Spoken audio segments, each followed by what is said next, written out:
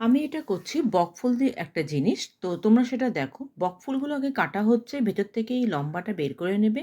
নেয়ার পর মাথাটা কেটে বাদ দিয়ে দেবে। দিয়ে বেশি ছোটও করবে না, বেশি বড়ও করব না। জাস্ট ৩ টুকরো দেব। ঠিক আছে? দিয়ে এরকমভাবে ডুমো, ডুমো করে কেটে নেব। ঠিক আছে? পাতাগুলোকে। আরেকবার বোঝানোর জন্য দিচ্ছি, আরেকটা ফুল কাটছি।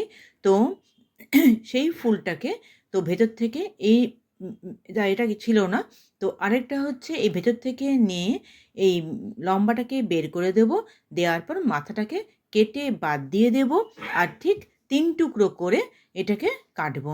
ঠিক আছে? ঠিক সেই রকমভাবেই আলু আর বেগুনগুলোকে ডুমো, ডুমো করে কেটে নেব। আর নেব বড়ি।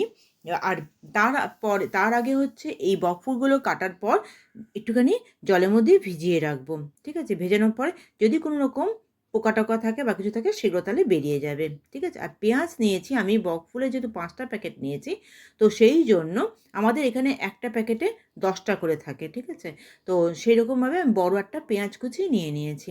আর আলু, বেগুনগুলোকে ওই তেলের মধ্যে কালো জিরে আর শুকনো লঙ্কা ফোড়ন দিয়ে, একটু হলুদ, একটু নুন দিয়ে একটু ভাজা, ভাজা করে নিয়ে ১ বার ২ বার নাড়িয়ে নিয়ে পেঁয়াজ কুচিগুলোকে দিয়ে দিতে হবে।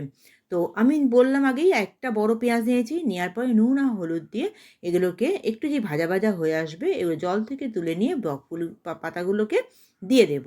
ঠিক আছে? বকফুলগুলোকে দিয়ে দেব। দেওয়ার পরে এখন মিষ্টি দেব না। সামান্য একটু নুন দেব আর লঙ্কা গুঁড়ো দিয়েছি। তোমরা চাইলে কাঁচা লঙ্কা কুচিও দিতে পারো।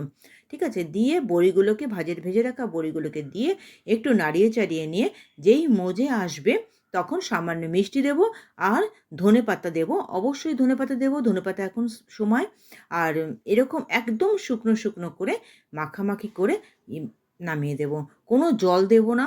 সিম করে ভাজতে, ভাজতেই মজে আসবে। ঠিক আছে? যেরকম শাকগুলো মজে আসে সেরকমভাবে। একবার করে খেয়ে দেখো কেমন লাগলো জানিও। ঠিক আছে? চলো টাটা।